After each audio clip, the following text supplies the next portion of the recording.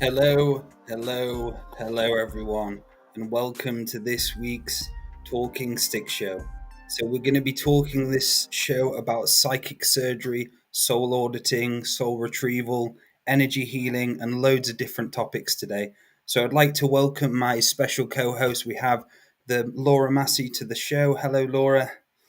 Hi, Dale. It's really good to be here again. Love this subject because people get very confused by psychic surgery, I think, and it has a bit of a woo woo connotation. So it Yes. will be Yes. good to put that to rest. So, Laura, what's going on in your world at the moment? What's coming up before we? Okay, so Andrew's gone home. He's not with us tonight. He's busy. So we have been preparing for our next combined and paranormal tour in York. So the Paranormal Rangers are coming to York in April, and from the 18th to the 27th of April, we will be in York, UK, on another combined healing therapy week. I'm also doing a 2-day HIFU. If you remember, that's the vaginal tightening and all the rest of it related to the divine feminine. So a divine feminine package for 2 days. And in the middle of all this, we're inviting the Paranormal Rangers to York. So we're going to have 2 days of seminar with them in the hotel and 2 days of out in the field with deathly dark tours. A fabulous husband and wife team who are taking us to all the places of paranormal ill repute in York. So the Paranormal Rangers will be with us. You'll be able to meet them, and you'll be, as part of the package, you get lots of equipment like body cameras and so on. You'll be able to you will learn how to use with them and be able to use them in the field. So Andrew and I, have been really busy preparing that along with the Paranormal Rangers. So we might have been a bit light on shows at the moment, but we're getting there. Combined is becoming a very big part of our lives at the moment, and the Paranormal Rangers. So it's going to be really good to have all that going on in York at the end of April. What's going on with you, Dale? So we have some special news. I'm going to be offering a new service and a new treatment, which is called Soul Audit. So I'm not fully moving away from psychic surgery, but I've realized over the years and years of doing psychic surgery that I'm doing so much more. So Soul Auditory is designed to assist on regaining ancestral and self balance within the soul. So it will begin when I read the patterns of the client that do not align with the soul's highest growth. And it will also look at what's stopping you from reaching personal elevation. So there'll be also clearing of dream worlds, timelines, so you can regain your own personal sovereignty. The session will also include soul retrieving and remanagement, so you can begin to walk personal freedom, exploring one's own sacred space. I will also be reading the roadmap and giving you the soul audit and taking you to many places to get many different audits from all different times and spaces and other opinions as well. So if you'd like to book a soul audit with myself, head over to daletobin.com, and I'm excited to be offering this new service. I'm also going to be looking into the lineage more as well, so I'll be able to go back into your mother's lineage, your father's lineage, and start understanding what karmas, what resolvement is needed there. So I'm excited because it's something new for me, and I've been doing it throughout the last years. I got to the point where I don't want to take as much, because I basically had loads of people who came to see me who were haunted time after time after time. It was just clearing demons, clearing this, clearing that. And I realized I needed to do something different. What could more impact people in a different way, instead of just clearing shit out of them all the time, allowing them to have more of the kind of contrast and understanding how to do it themselves as well. So yeah, let's go into it, Laura. So psychic surgery, what has been your experience with psychic surgery and your understandings of it, Laura? Well, I was trained by the best. I was trained by you and Andrew, grandmasters of psychic surgery. And I think what you've just been saying is the term psychic surgery actually has its limitations. Yes. One, because it's being co opted on the internet, and we've had people like John of God who have not given it a good name. And I think that I don't know about what you do. You think the term itself has got its limitations, and now you're going more into soul auditing, which actually probably explains a bit better what you do. Yeah.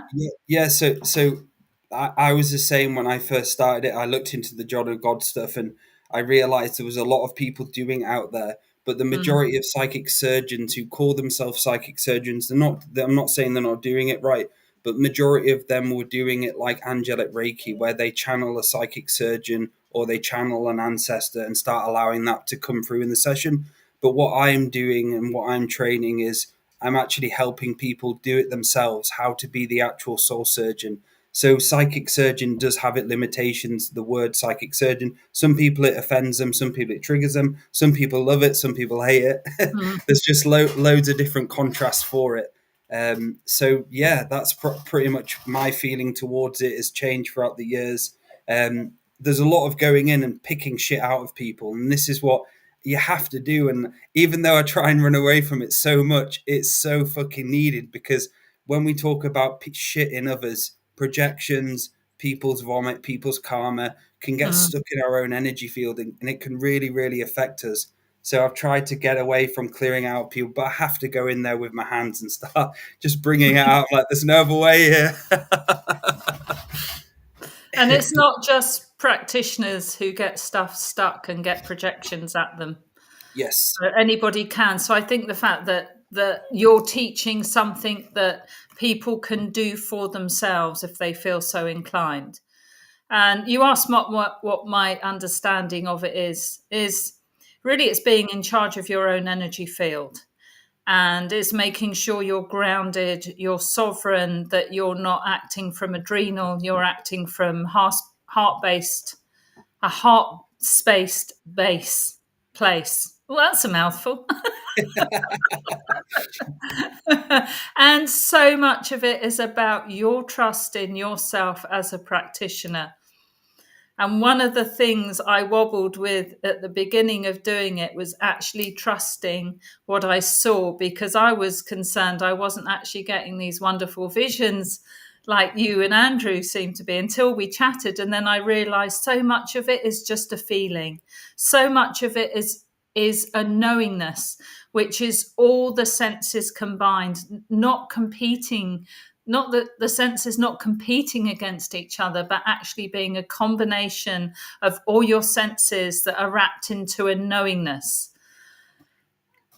That's it, and it's allowing the trust and the joy in who you are to be open in the surgery or the energetic healing session, is allowing that grand master to come through. And when you become a grand master, you start allowing yourself to have fun in the session, start smiling, start breathing, start actually relaxing, because a lot of people go into sessions and they're so uptight, right? I've got to do this work, I've got to clear out this, clear out that. They forget to look back and smile and just go, this is fun. Like, Yeah. and there came that moment where I started laughing, and I remember in a session, and I spoke to Andrew after, and I was like, why am I laughing in some of my sessions? I'm just laughing at stuff. And he goes, because you're understanding how to be the grand master of the session now, and you're having fun and you're acing it. And this is what everyone should be doing in sessions: have fun, enjoy it. It's a unique experience. And like, the combine for me as well has completely taken my soul auditing, psychic surgery, soul surgery, whatever you want to call it, to a completely new height, because it's helped me kind of understand how great, like, you are, Laura, how great I am, how great Andrew is. And when we work together as a team, it's like an orchestra where we're tuning into the great universal note, and we know what's needed in the moment. There's no competition between us in any way, shape, or form. It's a space where we're listening to each other of our own hearts. Sometimes we talk, obviously, but it's more of a feeling, isn't it? We're kind of like, we have that space, right, Laura? What are you doing? What am I doing? What are you doing, Andrew? And it's kind of like going into the music.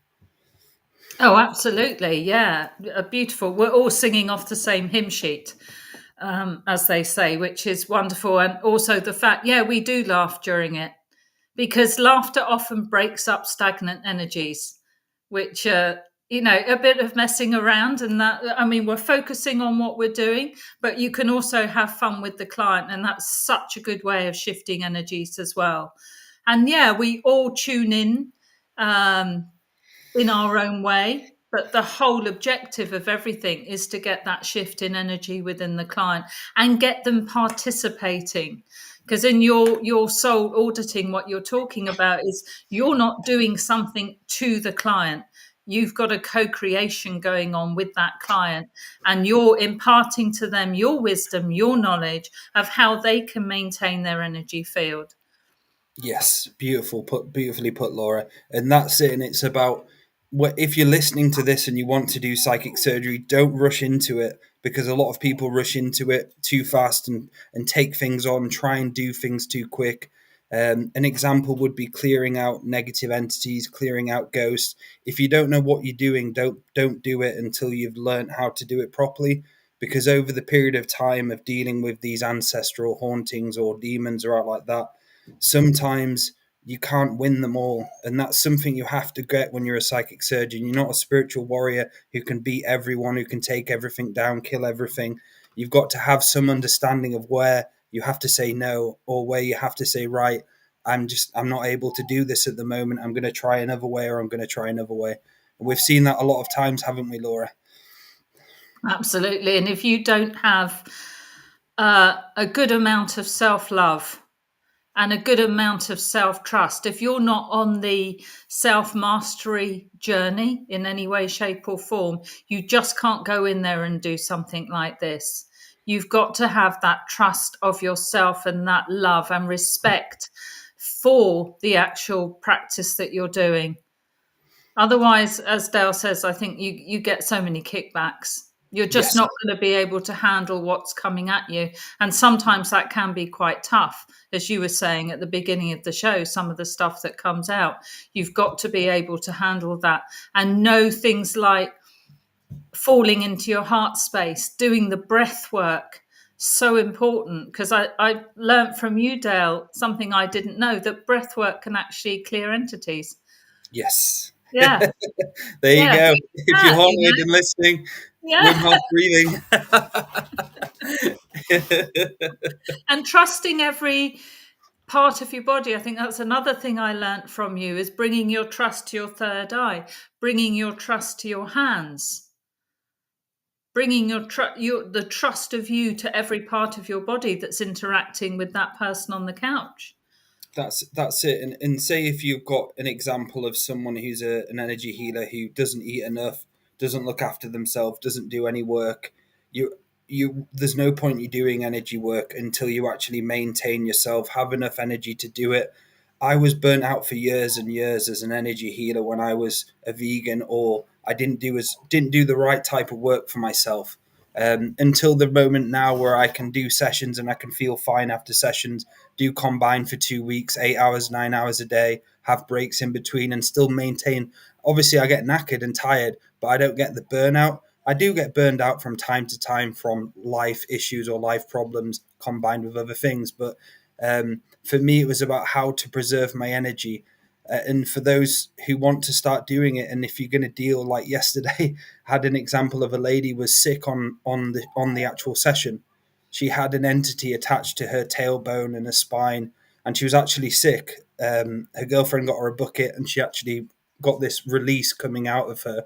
And that entity was projecting at me from the start straight away. As soon as I went on with her, the entity was just projecting negative energy at me, and I could feel it. And 10 years ago, if that was me, I would have got my ass completely annihilated. I would have literally probably gone down paranoia, probably felt like shit afterwards. But because I had such a source faith connection during the sessions, and with every session I do, there's this kind of like sun energy I bring into my heart where I realize I am source connected, I am faith connected, and I'm not entangling with the negative things, not trying to push or fight in any way. It's kind of like I am out creating what is there, if you get what I mean, Laura.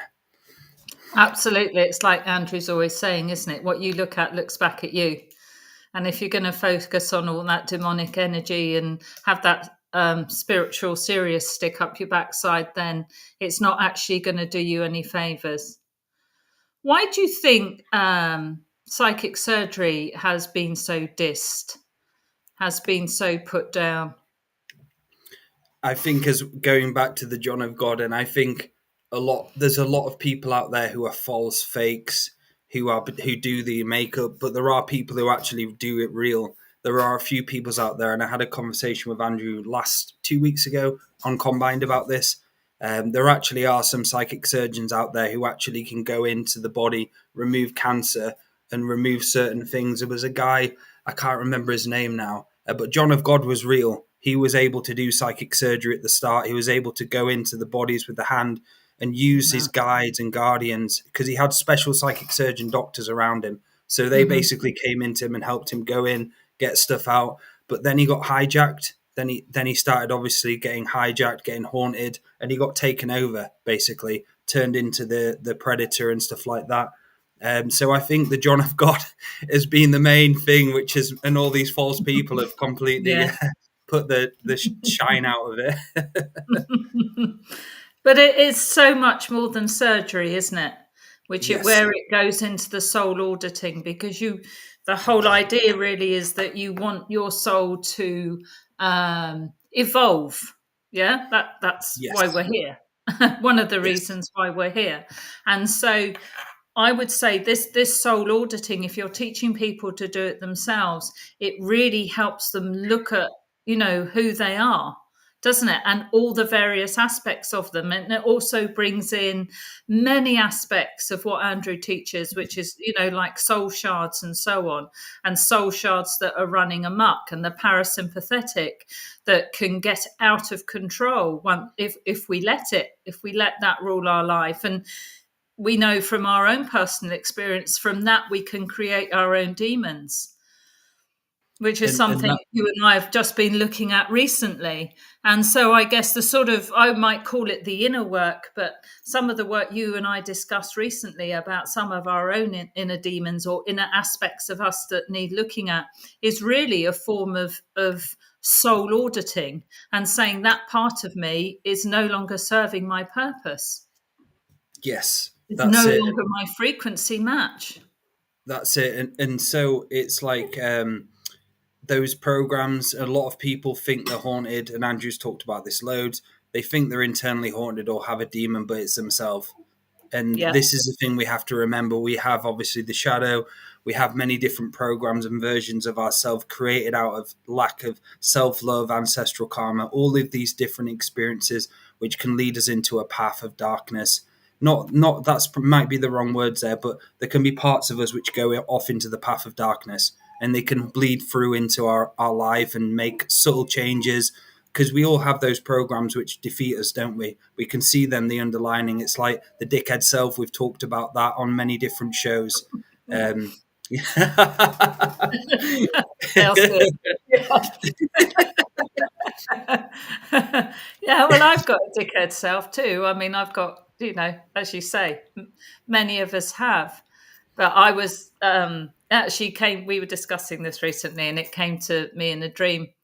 And I didn't realize it was me. I thought it was something external of myself come to haunt me. And it wasn't nice at all. And I was quite shocked when Andrew said, that is an aspect of me, a part of me that I have to deal with.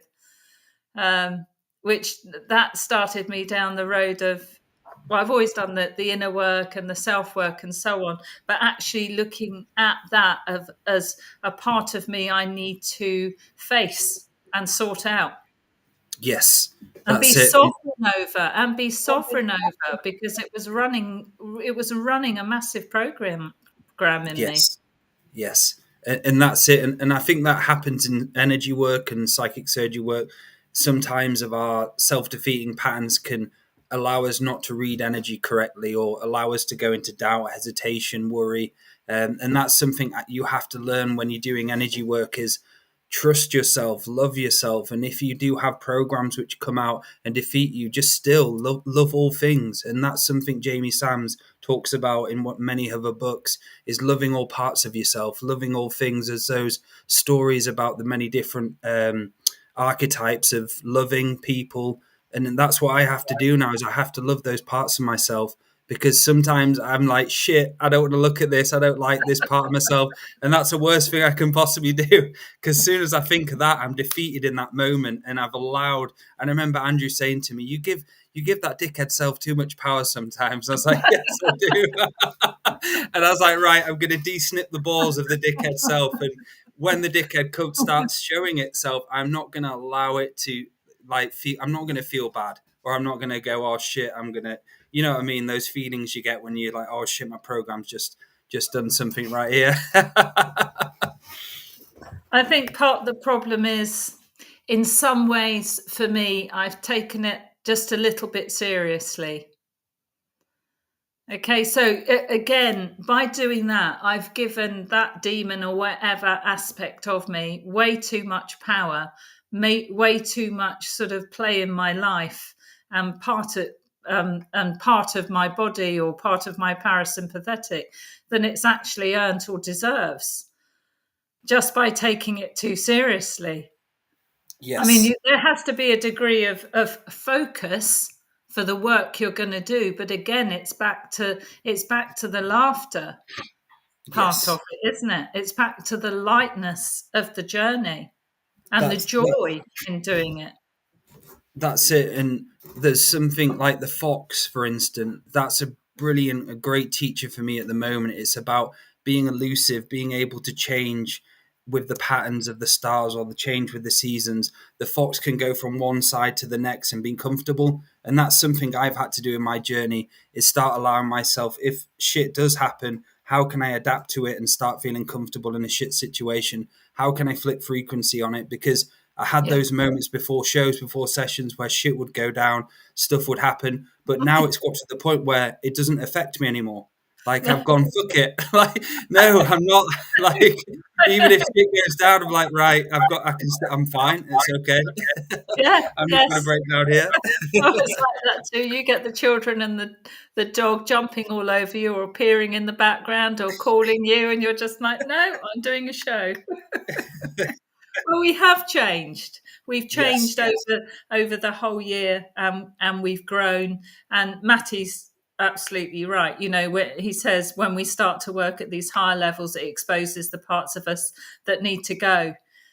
And it's not a defeat. It is. You're right, Matt. It's just a continual process of the work that you have to do, and it just highlights it every time. And every time we come back from doing a combined healing event, you and I feel that we've gone another level. And yes, therefore, there's certain things in our life that just are not the same frequency match that they were to us before we went to combined healing, yes, which shows one, combined healing works, but as practitioners, combined healing works on us as well, which then shows the co-creation of a beautiful algorithm that you were talking about before, that is created when you've got, I don't know, what do we have, 4 or 5 clients in the room at Mercure in York, and yes, then there was, I don't know, 4 or 5 of us practitioners there, Richard yes. and Tina, as well as you, me, and Andrew. And That's then it. the work that was being done on one person on one table was helping somebody else who was on another table, and so on. You Beautiful. build up a beautiful algorithm of energy, which just works. There we go. It works. And there Mm. was even moments where I've done surgery where I've been in tears. It's actually, we've got a bit of an echo here going on. I don't know Is what's it me? yeah, I think it is. Oh no, it's not. Is it Joe, or is it me? Hello, hello. There, Laura. Yes, brilliant. So yeah. So when even yeah, I think you're. So Laura's on mute, or is it me? Hello, hello. Testing 1 2 3. No, it's not me. So I've been in tears in psychic surgery sessions as well, because of how powerful and special and kind of uniquely they've been. There was an incident in the combined therapy itself where I sat on a chair and I think it was Bob. There was 2 people in front of me. I think it was both Bobs potentially. And I was sat doing soul surgery, and Andrew was helping guide me into these kind of like experiences I never experienced before with psychic surgery. And so did ayahuasca about 5 months ago. And in one of my journeys, I went to the Dreaming Lodge of the West, and I had a Aya session with the bear, and I was looking into all the introspection, self-reflection teachings, looking into my dream worlds, looking how I can change, and loads of different other teachings as well. And there was a moment where I was using the Bear Lodge and the Dreaming Lodge as soul surgeons, psychic surgeons, and I was just in tears because I realized what next level was. And there was no, there was like one layer after next layer. Then I'm like, holy shit! I've seen this whole new layer of soul auditory and surgery, which I've, and that all these tears just came down. And I remember Andrew coming up to me and he was just pulling shit out my back. And for me, that was like, it was just like, wow, this is fucking so phenomenal. Guys, if you're learning soul surgery or Reiki, you can just keep it taking it and taking it to new different levels, new layers. The more experience you have of it, the more aware you are of it, because a lot of people get stuck in the same shit. Always try and expand yourself, see something new in a session, look at things in different ways. And that's what's helped me grow as a soul surgeon, not getting caught in the narrow mind anymore. How can I evolve? Next year, I'll even be more evolved. The next year, I'll even be more evolved. There's never ending, really, Laura. Yeah, and I think it just shows you that the whole point of this, in many ways, is just to increase the density of light, so we can be the maybe sounds a bit light workerish, but we can hold that density of light on Earth. Yes. So the incoming beacons of light have got something they can come into. We are the beacons of light too on Earth. And so you want to replace, every time you're going to pull stuff out, you want to replace it with light. So you want to replace it, if you're going to have programs at all, you want them to be programs in your parasympathetic that work for you and not against you. Yes. And that's, some of the thing of doing your own soul auditing, as you were saying, is look at what is running you. Look at the because you can't always see the programs that are running you. I couldn't see it. I can't always see mine until somebody points them out. When you have Andrew to stay, you've got somebody to point them out for you. And we have Matty just saying that it's still got that bit of an echo, Laura. Sorry. It's okay. We have Matty saying bare necessities. And that was so I'll tell this story. So in one of the Aya journeys itself, on the first night, as I was in the Dreaming Lodge, and the lady who was doing it went around and said, does anybody have any requests for any music? It can be childhood music or any music you want. And I was trying so hard to come out of where I was to speak, and I couldn't. So I tried to do it and it wouldn't happen. Then later on she asked again, and all I just shouted out was a song about bears. Sing about bears. And then the next night it was so magical because it was like halfway in the journey, and on my second journey it was all about the founder beings and the founder ancestors and the original clan mothers. And halfway through she put that song on, and we all heard the grandfathers of the bare necessities song in the back as wisdom, and we heard the wisdom of the song, and we were all pissing ourselves laughing. It was so special, wasn't it, Laura? Yes, that was a very special moment and fun as well. So Dale, what part does soul retrieval play in your soul auditing? So with soul retrieval itself, it's about receiving soul shards which have been lost through trauma in the future, the past, the present, and allowing those to be recalled to come back into the body. Some of the soul shards pieces don't want to come back, so when you bring a soul shard piece, you bring it back in, and it kind of doesn't want to be there. So you have to start doing this work to start clearing it out and allowing it to go back into the body. So psychic surgery is all about soul retrieval, because throughout the session there'll be times where there'll just be pieces and parts of them coming back to them because they've resolved some trauma, or they've resolved ancestral karma, or they've been given the roadmap enough to actually start bringing themselves back themselves. And that's what psychic surgery and auditing is. It's about giving them the roadmap back to the remembering of who they are. And you can do as much as you can, but it's all about them remembering themselves. And this is what I had throughout my Aya journeys and me in the last few years, was the remembering of who I am, and that we are the ancestors here returning. We are connected to source, and we're here for a reason. And it's about remembering the fun of life, the happiness of life, bringing that all into the session. There's times where I'll just cry because I'll feel the client's energy of this energy. Like yesterday, that lady who had the stuff in her spine, the demon, she brought out this energy of love, which kind of overwhelmed me a little bit, and I started crying because I helped her. I didn't do it for her, but I helped her remember who she was. I brought the grandmothers and grandfathers around her, and I started showing her, look, this is you. They want you to obviously start being in your own power now. They love you. They've always been by your side through every single tea you've had. They've always been by your side. And there was an energy of remembering which came out of her, and it kicked out loads of negative energy from her. And all it was me just saying a few words and her realizing, oh, fuck, I'm remembering now. I'm auditing myself. I'm doing the soul shards myself. I'm doing the soul work myself. It's like shining a light. It's like shining a light. So the ancestors are absolutely integral part of this work, aren't they? Yes.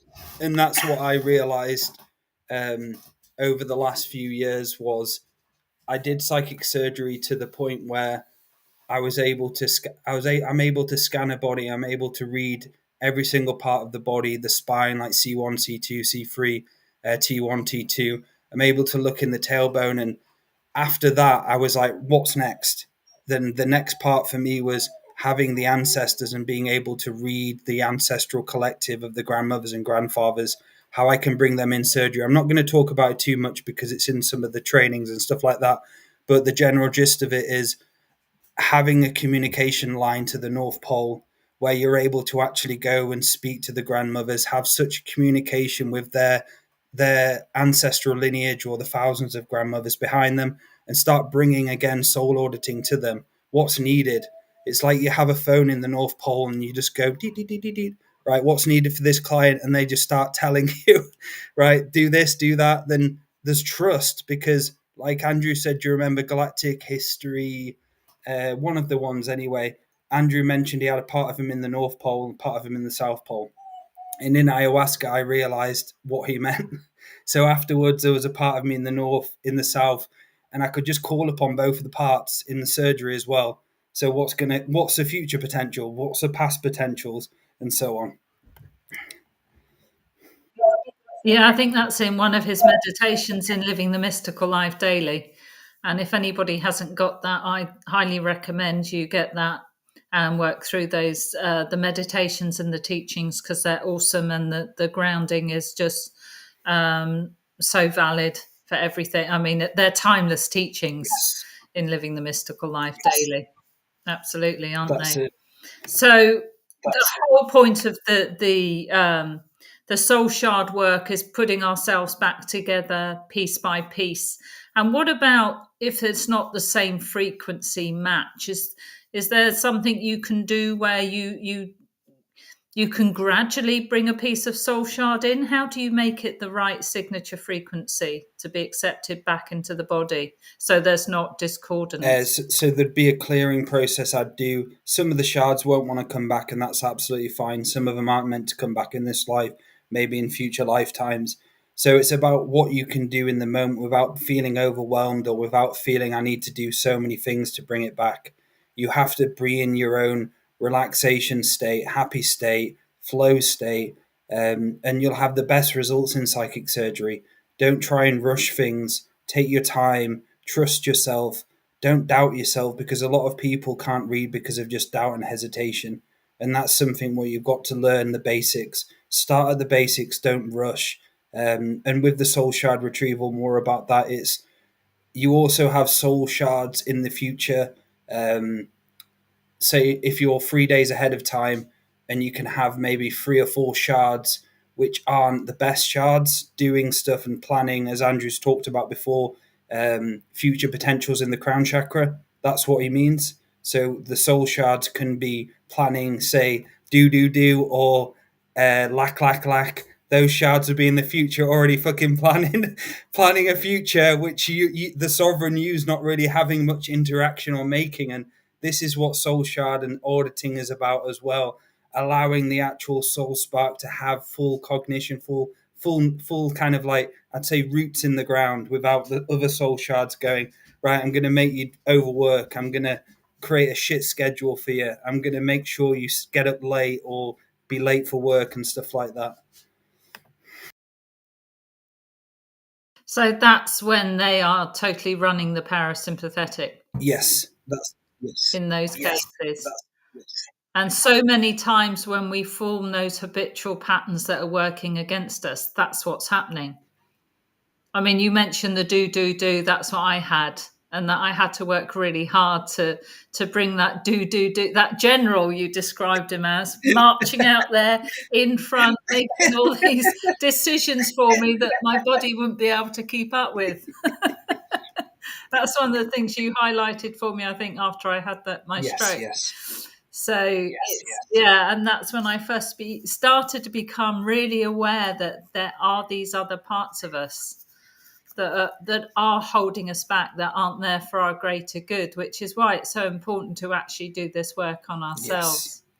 So let's talk about, with soul surgery, let's talk about ancestral hauntings and stuff like that, because I think that's important. And I remember there was a point on the show where a guy called in. He actually had a session with me, and he called into the show, and there was a point where he had an ancestral being, and I knew I couldn't get rid of it fully. I knew I had to make it regenerate itself, and I knew it would be back in his lineage in at least 2 weeks. And I told the guy that, and I was like, I don't like what I'm saying, but I can't just fucking make up shit.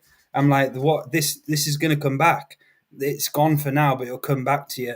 And then afterwards, I was like, am I doing this? Is this the right thing? Shouldn't I have got rid of it, and so on?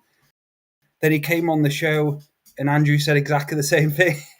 and we were just trying to get him to realize that with these ancestral beings, and if you have an ancestral haunting or an ancestral entity feeding off the lineage, it's all about you reclaiming power and sovereignty to break it yourself.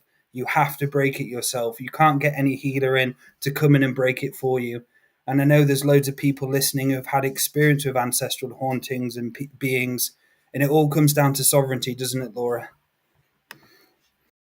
Absolutely. And that comes down to finding that willpower and that spark within you. Because, yes, I've seen clients who are so overrun. The parasympathetic is running every part of them, even the part that you think, well, that might be quite a sensible part and might be in control. And if you leave it long enough and you work with them long enough, all these programs start to expose themselves, and it shows you what is real and what isn't real, or what's sovereign and what's not sovereign. And unfortunately, there are people where you're just really not going to make any headway, or as you said, unless they can find that spark, that willpower to go and do the work and take themselves back, because that's what you're doing. You've got to fight for yourself. You've got to get yourself back from all these things that are running you.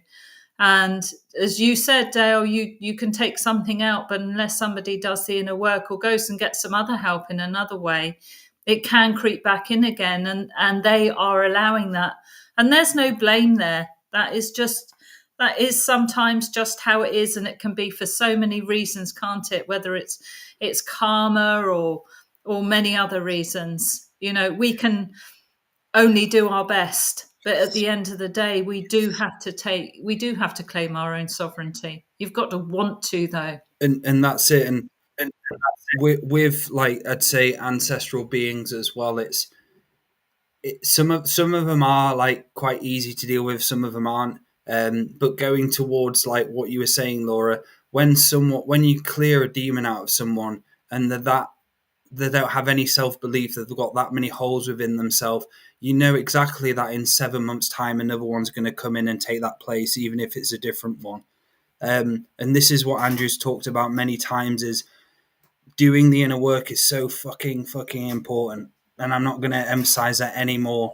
If you want to enable yourself not to allow these ghosts to come into you, to start haunting the shit out of you, you have to be in your body. You have to learn groundedness, have to have a job, have to eat properly, 40 grams, 50 grams a day. You've got to be honest with yourself about your journey. And I have people come to see me who right, get it out of me now, right, I've got it out of you, give you this little bit of advice. 6 months later, they message me again in like state of panic. It's back again. Go back and do the session. It's not there. It's just their own paranoia now, gone into what's the word, psychosis. So you've got to be very careful with these things, and you've got to as well go get help. Like if spiritual work can't do it for you, go see someone, get yourself booked in for mental health checks.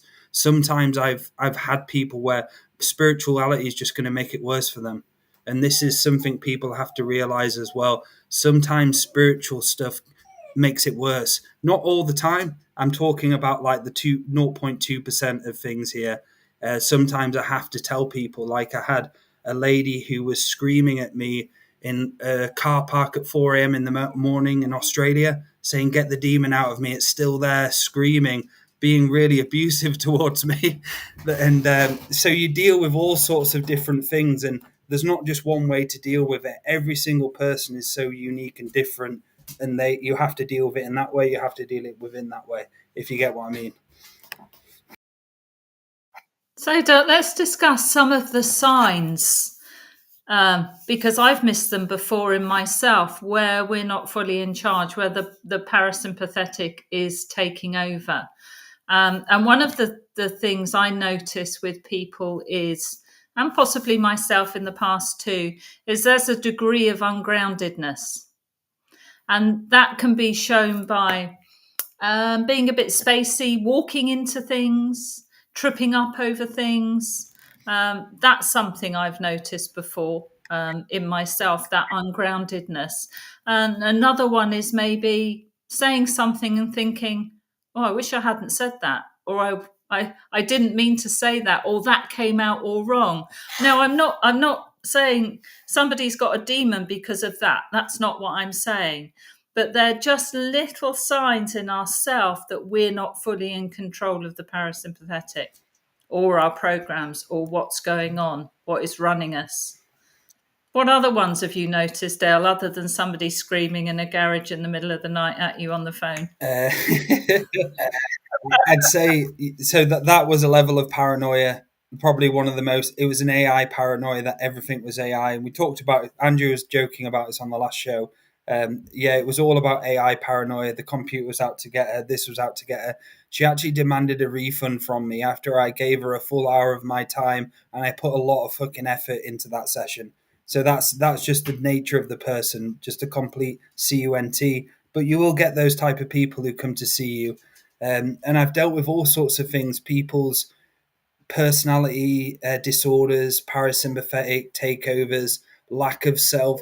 A lot of people come to see me with lack of self, lack of who they are as a being. Like when you say, you can do this, and they're like, what? No, I can't. No, I can't. And there's just no accountability. And we've seen it in the combine. We had one of my family members come, and my mum came to the combine, and she has a state where she can't go into full relaxation because the parasympathetic takes over her and starts pretending she feels sick. So you see a lot of different weird things going on. It's not always demon or ancestral.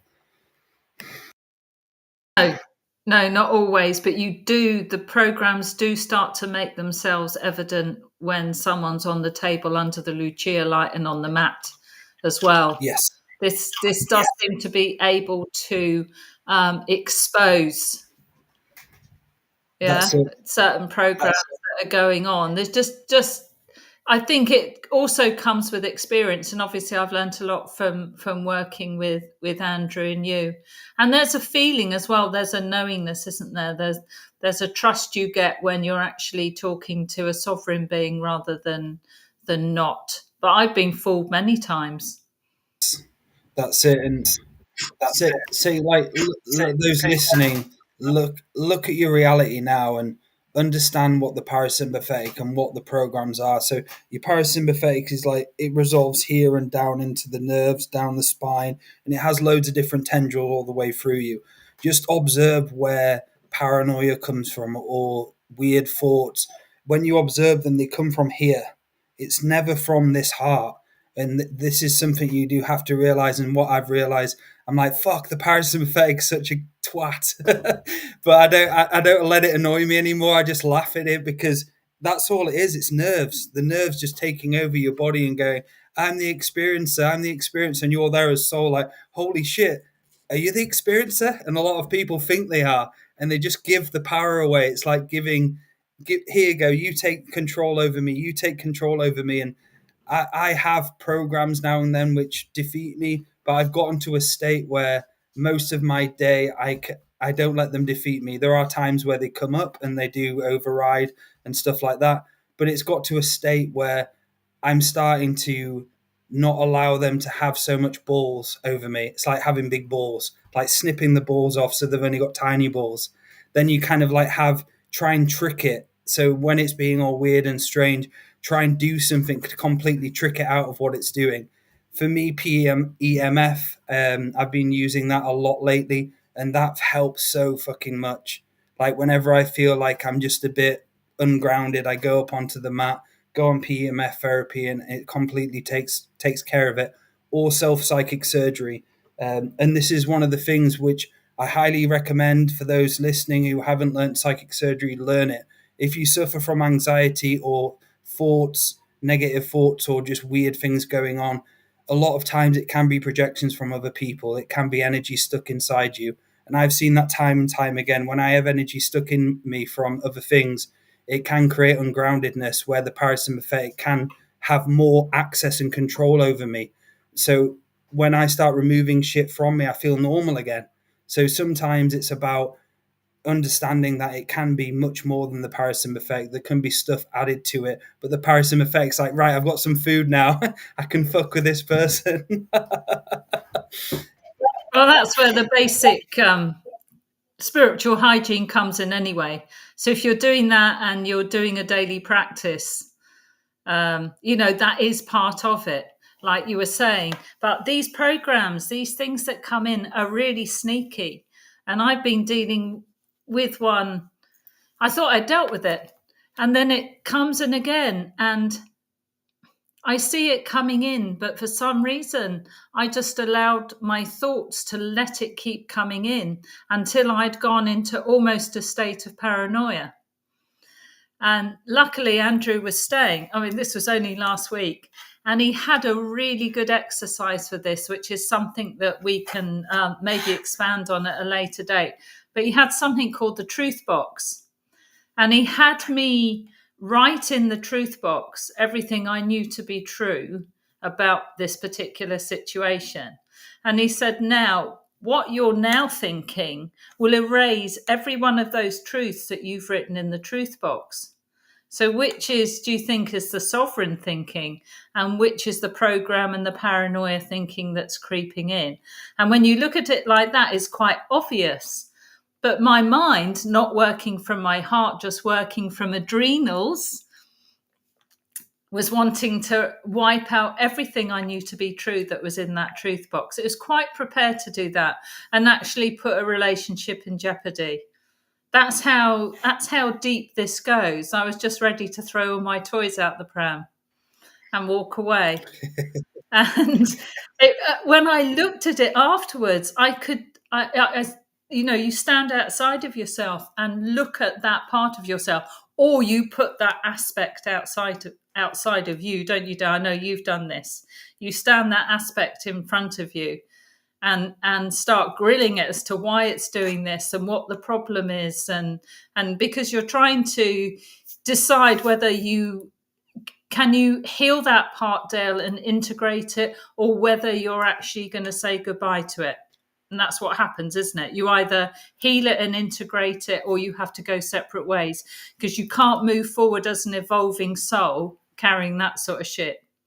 And that's it. And you've got to realize that sometimes people trick themselves into thinking. I think there's a bit of an echo, Laura, going on. Oh, It's sorry. okay. So some people trick themselves into thinking they've got rid of it. And I've done this many, many times where I've done a little bit of work.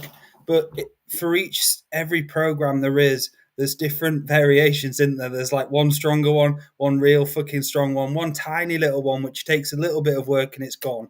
But for me, going back and doing the work on my lack of self one, That took me months and months and months, going back year by year, week by week, declaring that it's not a choice of mine anymore within those weeks, doing surgery within myself, not allowing that to be part of my life in the past. That took me months and months to do that. And it got to the point where I've talked about this before quite a while ago. I went to the float, and I think I did, after 3 months of doing the work, there was a time where I did the last day, and I did it 3 times. So what I did was I went back in from 2011 all the way to now, month by month, week by week, and I did it 3 times. So after the second time of doing it all, I'm like, holy fuck, I can't do this. It's too much. I kept doing it. I was getting blue in the face, like, fuck. And then the last time and last round, I went in the float and did it. And I got to the last one. And as I did it, I brought all of the versions around me, and I saw these kind of like geometry shapes behind them. And I saw that program out of me come out and shut the door and just go. And it was the funniest thing I have ever seen, because it just came out of parasympathetic and fucking left. Like, literally went, fuck this. And I'm like, and as it shut the door, I went, fuck you. I was like, fuck off. It was so uniquely funny, but it took me a long time to actually beat that. So you've got to realize it's not going to happen overnight. If you have things like, say, the do or my do or out like that, sometimes it's required to go back and take your time of the past and start changing it, and maybe doing it twice, maybe doing it 3 times. Some people who deal with, say, like I have drug addiction in the past, alcohol abuse, anything like that, that's not going to be an overnight thing. That's going to take you years and years and years of dedication, clearing, practice, like it did with my addiction. Like I had a drug addiction and all sorts of stuff, and it's taken me a long time to all of that shit still plays with me sometimes. I see those little parts of me trying to blend in to act normal. So yeah, really cool question, Laura. So, how does soul auditing deal with projections from others when constantly surrounded by them, to use Michaela's question? So how to deal with practice from and costs around them. So it's just continually like cleaning your room out every 2 weeks, clear yourself out. The next 2 weeks, clear yourself out. If you're around people who project on you all the time, maybe they're not your right friends, or they project jealousy at you, anger, hate, and stuff like that. You've got to understand of who you're hanging around with. Fair enough, family members. We know family members, you can't do anything about them. You've got to obviously still connect to them. But I'd say forms of protection, you're going to have to up those, and start hardening yourself more. Say prayers over yourself to the future. Send energy forward in time for when you're meeting them, saying, I'm not denying their energy, not allowing it to come and change my sacred space. Seeing a suit on you, an armoring suit, all sorts of different things you can do there. Yeah, absolutely. Revocations are very good in this situation, aren't they? Yes. Yeah, denying their entry into your field and so on. Yeah. So has anybody got any questions about soul surgery or soul auditing in the chat? Any questions at all you'd like to ask? So going back to projections and talking about projections again, we all have it, like people who will see you and be jealous, or they'll be bitter or angry or anything like that. So a way of dealing with them is always making sure, again, you go into like the flotation tank, you start going swimming, you start allowing yourself to break up the energy from other people, because sometimes it can just feel like a soup of energy all around you, and you've got to realize your aura comes out. It's not just here, it comes out here. So you have to do clearing work all around the aura field as well. Third eye, the crown, each and every chakra. Go through them and start purging them out. A lot of people just say, burn a bit of sage and that's it, I'm done. You have to actually take the time and dedication to start clearing and learning psychic surgery if you want to do that. And I think the other way is be aware of when we're projecting onto other people, maybe in our unknowingness, which is something that also came into my awareness recently. That every time I'm thinking, oh, that person could have done that, that's the old would have, should have, could have. I think Andrew's written about that as well. But that is interfering with their energy field. That's dumping on them. that is projecting on them. And I didn't know I was doing that in just having those thoughts. So it's back to the impeccability of thought, word, and action. That's it. An observation when you realize sometimes I can feel projections coming into me from people. I'd see to them and I'd have to create a kind of a no energy towards me so I don't allow them to go further into me. Like you'll meet the person who's haunted or the friend you've not met before and they'll dump their energy at you. You can feel it just like it's kind of just like a toxic dump. You can like, whoa, like fucking hell, like straight away they just throw. You can feel it. Like we've all felt that and we all know that. And this is why protection, discipline, looking after yourself is important. Regularly clearing yourself out as well. Yeah. And yeah, Matty, yeah, that's a brilliant one, using the spiritual court of equity. Yes, I've done that recently. I've put parts of myself in the spiritual court of equity. So we've got a question here. Light language with that helps, right? So in light language does help because with light language you can translate the data from the spiritual world to the 3D world so much easier. So if you have trouble with reading people's energy, do light language then translate into human language straight away and you can have it brings you into trust. As soon as the light language comes out, you can then read and there's just a knowingness because you're activating the soul, the glands of who you are. Laura, is there anything else you want to add that to that as well? So breathing, that's back to breathing, because your deep breathing puts you in a state of trust. And also sometimes singing, something that, like aligning with the light language, something that puts you into a state of deep trust with yourself, because that's what it's about, isn't it? It's trusting yourself Yes. in the process that you're doing. And sometimes you'll need that light language to allow them to go into some deeper layers, or just we've had it on combined where we've started doing singing or light language together. We've been singing like grandmothers and grandfathers around them just because the client needs that nurturing energy, needs that comforting energy, like you're rocking them on a board or you've got them in your arms as a child, just what's needed in the moment. So, yeah, light language is part of psychic surgery because sometimes you need it, sometimes you don't. Yeah, the vocal sound healing has now become quite a well used modality for us and combined, hasn't it? It just, adds something else, brings another equation Yes, it really does. to the algorithm. Yeah. And for me, using my hands as well. But so in my psychic surgery sessions, I've got these various hands which come out my back. If you listen to one of the older videos where Andrew did my first reading a long time ago, he talked about these psychic surgery hands which come out my back. And there was a point where I started to learn how to produce these hands out my mouth. So when I was doing light language over people, I'd produce hundreds or thousands of hands out my mouth doing surgery as well. Um, I don't want to give too much away because there's much more I want to go into there. But you'll have to get psychic surgery one, and I'll tell you more about it. But oh. So, have we got any more? So Go ahead, Laura. should we just give them without going too much into what you do, Yeah. a basic way they can do psychic surgery on themselves? Yes. Shower. You use a shower. Venus, yeah. Go in front of a shower, a bath, the ocean. Start letting the ocean clear your energy field out.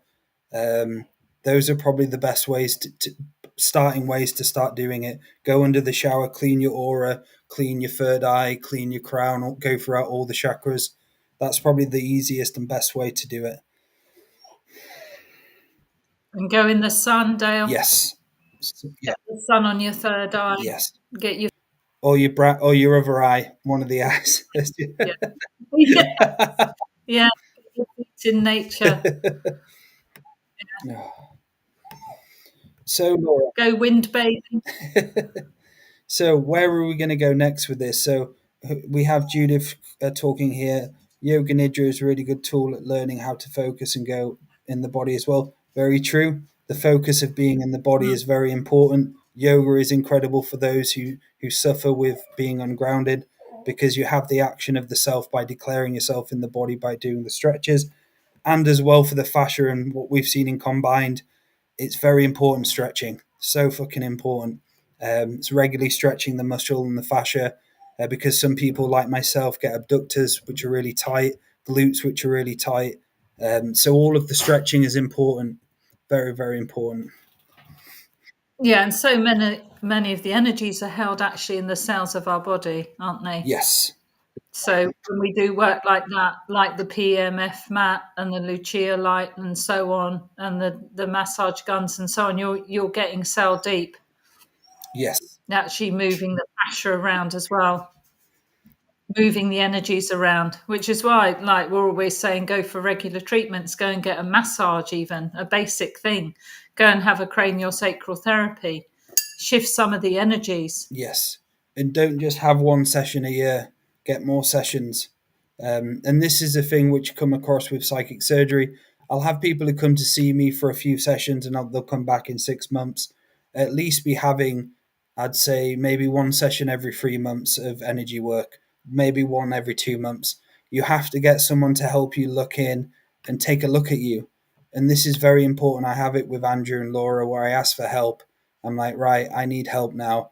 I'm turning off being the psychic surgeon and I'm just going to be the student and just allow myself to listen and to see what's needed. And a lot of people have such an ego that they're energy healers or yoga teachers or whatever, but they don't go see people for sessions. And that's something you're going to have to get over that hurdle, because that's blocking you from learning the next layer. You have to ask for help when you need help. Have friends around you who support you.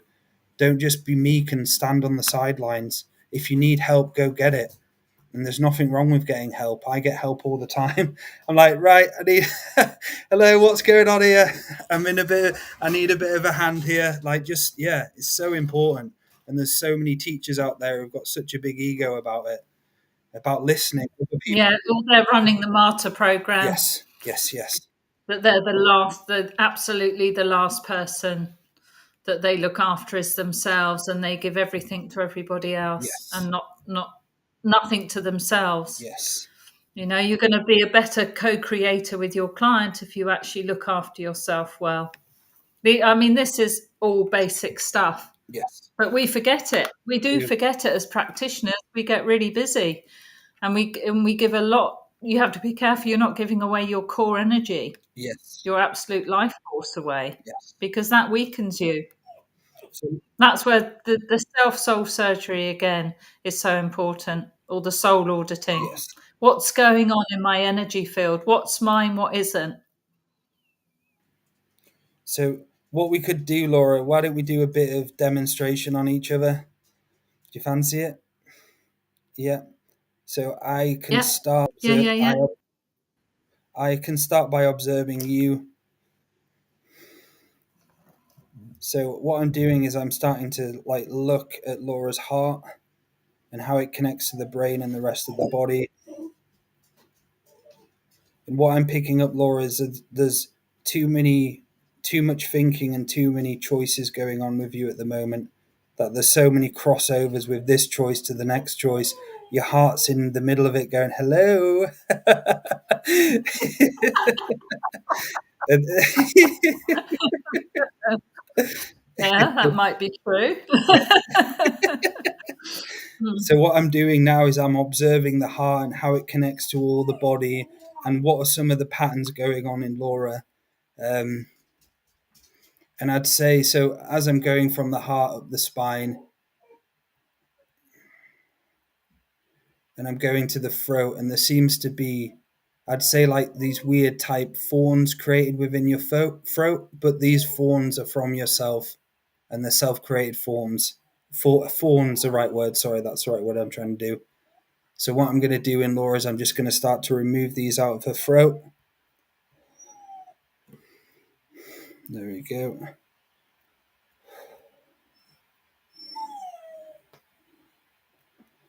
And there's kind of like a sense of you blocking yourself from other people's frequencies at the moment. That there's such an observation of you in the unseen world.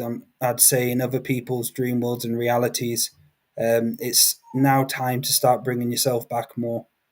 And this is something I have as well, Laura, using my psychic skills for the wrong things. So that's just Yes, I might have been peeking in where I shouldn't have been yes, peeking in, maybe. yes, Yes. In my unawareness, Your Honour. So as I'm going to the lodge as well and speaking to the bear, so the bear is allowing and just observing your dream worlds, and I'm just allowing a few bears to go around in your dream space. And the bear's just saying it's now time to start observing yourself more with fluidity of who you are, and allowing yourself to return to that eternal river of yourself, where you're allowing yourself to flow again with the natural energies of the land, the natural energies of the wind, and the power of who you are. There's so much focus at the moment where your intentions are tangled in such an entangling way that your dreams are starting to be affected by this entanglement. So what I'm doing now is I'm just allowing the bears and working with them to start beginning to clear out the dream worlds as well. And they're talking to me as I'm doing this and having an audit or a conversation with them. And it's just basically, this is an example of what soul auditing is. It's allowing myself to go into where I'm reading Laura, but I'm also using many different ancestors, grandmothers and grandfathers to observe energy, look deep within to the realms of forgotten. Um, so that's a little demonstration there, Laura. How was that for you? How was that?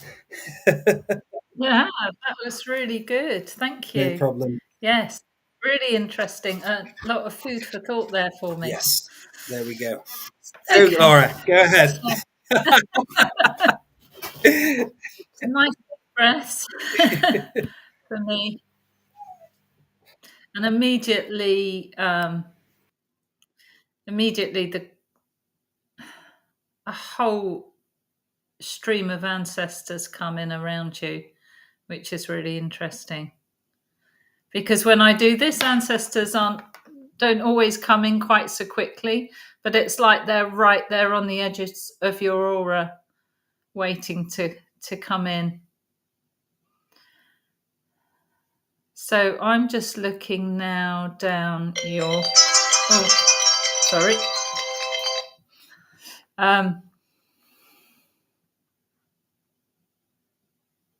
So I'm just going through, guys. So I'm looking at his left and right brain, how disconnected they are. Are they working together? Taking the energies down to C1, C2, C3, work my way down his spine, into the sternum, into the heart space. So in the heart space around the pericardium, there are various little indentations and holes. And it looks like Dale's been doing a bad sewing job on some of them. Okay, that is just what it looks like. So some have been stitched like a man doing darning. And some are still there. So your ancestors have come in with some sort of salve to put on they're almost like blisters, the ones I'm seeing anyway, around the pericardium. So there's a lot of heart healing there that I'm feeling needs to be done, and that I feel like they're ready to help you do that heart healing. It's not completely split. It's not that. There's lots of little areas, I think, where you've given away your unconditional love and been burnt by it. You know, where you've given away your absolute beautiful heart and it's been abused, and all you've got back is perverted love. And I think all these punches, that's probably a better word to say, punches in your pericardium are like the perverted love that's come in. But I think the ancestors are definitely here to help you heal that. That's what they're showing me, and how proud of you they are for the work you do and what you're doing. And The grandmother said they can stitch it up better than you can. Yeah. So that was Yeah, that's incredible. Thank you. Really, really spot on. that was fun. That was really, really fun. And that's it. So I've got a lot of changes going on in my life. I've gone into a new house. I've gone through a separation as well. So I have to be responsible for myself because I am a human. Like when we do go through breakups or we go through mourning, you have to take the right. You have to take time to heal. You have to be really light with yourself. Don't feel too bad if you don't get things done, and this is why speaking to the ancestors is so important. Prayer is so important for me. It helps me so much remember why I'm here and what I'm here to do. So at times when I do get lonely, because I do get lonely, I'm a human, I start saying prayer to remind me of the force of love and the eternal flame which lives within everyone and myself. And this is another medicine of in a dream, I had a rainbow lizard come into my vision, and the rainbow lizard is all about the eternal flame of the Creator. So that for me was a huge, huge thing for me. I was in tears seeing that and feeling that, reminding myself that I've got the Creator's love within me, and during my hard times, always going back to that flame. It's never going out. It's never going out. It's always there within inside yourself. You're connected to great mystery and great spirit at all times. I allow myself to feel the fullness of my spirit again, and I do not allow loneliness to overwhelm me to the point where I go into a cage or I go back into self-defeating patterns, habits, drugs, alcohol, all of those different things. It's a funny old journey, isn't it, Laura? It is, and that's the level of responsibility that you step up to, that level of discipline to not allow, just the sad thoughts or the bad thoughts or so on to creep in. I also live alone, and there's times that it is a struggle because I've lived with people for 59, 60 years until I lived alone. I don't think I've ever lived alone before then, but it's what I needed as part of my journey. And that has really helped me grow. And you'll read in many places that if you can live on your own or if you can holiday on your own, then you've really cracked something Yes. because you're managing it's not just about being self-sufficient, but you're discovering parts of you that get hidden when you live with other people, because when you're on your own that all becomes exposed Yes, it does. and you can try and run from it, but you can't. No, they show themselves. Those other aspects. So So yeah, and that's where soul auditing is so good. It's so useful. yes, It's such a brilliant practice. and does lizard equal dragon? Bob Vogel. Uh, so the rainbow lizard is it's an actual lizard, not a dragon. So if you just type in it, rainbow lizard, you might see some things and artwork of it. Um, but it's something I found. So when I was younger, I had. Do anybody remember the TY Beanie Baby toys?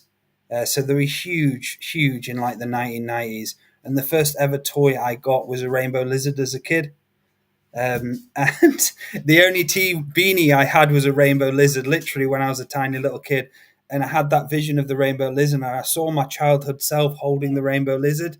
And I had this is what tears came because I connected back to that child because I loved that rainbow lizard. And it reminded me that he's always been there, all part of your journey, the creator's with you. And sometimes because of breakups, deaths, you forget and you go through loneliness, sadness, mourning, anger, and you forget sometimes what's truth. And the truth is that we all are we all are creators, we all are great mystery within ourselves, but we have to do the dedication and practice to remind ourselves, to fortify ourselves, so we don't allow ourselves to go and get defeated, because the world does want to defeat you, the system does want to go defeat you, but it's about not allowing, doing the work to step up to say, no, fuck you. I'm having a great life. I'll have my moments of sadness and darkness, but it's not going to go every year. It's not going to change me or make me go down a path of darkness anymore. And I think also, like, you can tell whether programs are running you or not after a while is how things are working out for you in life. Because the programs, the negative programs that aren't working for you have their own agendas, and things don't really work out the way that your sovereignty wants them to. And that's usually a pretty good indicator as well. Yes, It's to do this work, it just gives you, I think, a more joyous life because you're freer and you're more the person that you came to be. You're working from your heart base. Your programs so much of the time that they work from adrenals, don't they? yes, they do. But when you start working from your heart base, as Dale said, then you've got that source connection, Yes. and that, then you're an infinite being on an infinite journey, and that is what we are. But the programs stop us from realizing who we really are. And that's the power of the grandmothers and grandfathers as well, because when you connect to them you can really feel the remembrance of what true love is, what true essence of the tree of life is. And when you connect to their special frequency, i always I always have a release and always go and have tears, but it's what I need in the moment. I have to go see the grandmothers and stand around them to start crying. Like, I need that energy sometimes I can't cry without it, and there'll be stuff held within me. So, right, and now I need to go and bring the bear lodge or go to speak to the bear, and I'll just be in tears and reminding ourselves that tears are so important. When you cry, it's a release, it's a soul remembering, from going from the forgotten to the remembering, where the soul's remembering something. And it's so important. If you can't cry, guys, try and get yourself into crying one day, at least once a year. Put on a sad film, get those emotions out. Yes, but Dale, I have had program tears too. There you go. So yeah, you go Manipulation, talk years talk a of bit about those, Laura. Go manipulation. ahead. Yeah, and there's a difference. I've had tears of manipulation or when I can't get my own way in that controlling program that I've had, and things aren't working out for me the way that program had agendaed they should. And there is a difference in those sort of tears. But I don't know how I would describe that. I guess they're from the program and the other tears are from the heart. Yes, yes. But Remembering what's going yeah. on. Like, oh shit, I've Yeah. got to cry this bitch because you'll remember if I cry. Yes. Yeah. Yes. Oh, So it's yeah. funny. So what? So we have sacred neutral. The negative programs are the negative beliefs. Correct. Laura, do you want to answer that? Well, yeah, probably. I mean, if you believe something deep enough, it's going to lodge as a program, isn't it? That's I'm on mute. So Would also you? Are you also as well is, so it can be a program, but it could be just yourself. And this is another thing to remember, that sometimes if we live a certain life, the negativity can become the whole, more and less take over the soul, and it become your personality. And this is what happens with addiction, and all sorts of different things. That actually, it's not just a program, it's not just a shard, it's your personality. And that's what you've got to start eradicating and evicting from the personality. If you suffer from negative beliefs, that again would be probably programs, but again, your personality is like that. So, how you can start eradicating and surgically removing that from your life piece by piece. We have these people who are just depressies all the time, negative people, nothing ever happens to them, the world's against them. That's their personality. Even though they are in program mode most of the time, their personality is just completely clouded by this falseness. Yeah, well put. Yeah. And so, Caroline, hello. Yes, those crocodile tears are sincere sorrow. Yes. Absolutely. They're also, um, thinking of myself in the past, they've also been frustration as well. But part of that is about not getting my own way. And part of that is taking on narcissistic traits in a way that I needed to survive. This is not I'm not using that as an excuse. I'm saying that's the way I would have done it in the past, is just because I was in survival mode. And that goes back to something learned as a child anyway, those tears at times Yes. when you're in survival mode and you can't handle your emotions. And part of self mastery is handling those emotions. There we go. Handling it, learning to be as balanced as possible, having a practice, enjoying life, not taking spirituality too serious, learning soul surgery, learning psychic surgery, having soul audits, having readings, having craniosacral. All of those things are important because they give you different points of views. And when you start having experiences like that, you can then start thinking in different avenues. And we had that on the combined with Bob, which he won't mind me talking about this at all. But he had a lot of people around him all for like 3 days, and he wouldn't see this program. Then we let him under the light for the last hour on his own.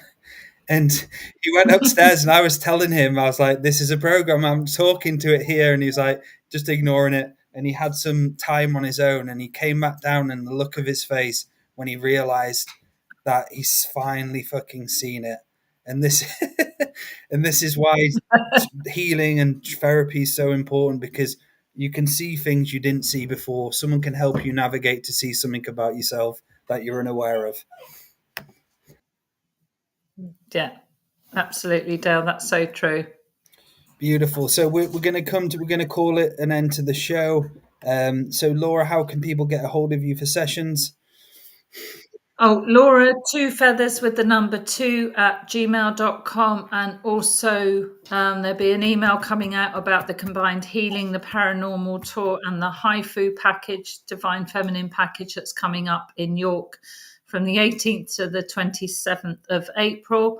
But if you've got any questions about that, yes, please do email me. Or I'm an ancestral medium, so if you'd like to go and meet your ancestors at the fire, we can do a session together. Thanks, Dale. Thank you, Laura. And if anybody would like a soul audit with myself, head over to daletobin.com where I can take a look into everything for you. Also, I have the Psychic Surgery 1 as a product on my website now.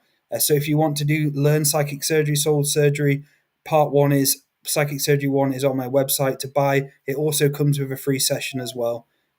So yeah, what an incredible show, Laura. Thank you so much for joining me. And so, yeah. Thank you, Sacred. If you go back to the beginning of the show, we explain what soul audit is, because he's Yes. just asked So in the chat. it's basically, so soul auditing is creating ancestral balance within the client, allowing and observing them through time spaces, realities, timelines, and bringing all the timelines back onto a unique layer of single timeline, and allowing, I'd say, negative time loops to be cleared from the person, allowing them to see the higher point of view or the infinite point of view of self, while going to many different dreaming lodges, ancestral homeworlds, allowing healing to be brought back to the client and giving them inspiration again for their journey. And I'll be able to read the dream worlds as well and start beginning to understand what's needed in the moment for that client to return to peace. So if you've got negative shit going on around you, how to allow yourself to begin clearing that. If you suffer from depression, how to get out of depression. If you are very spiritual, do a lot of work. What's the next layer for you? There's many different things what soul auditing does.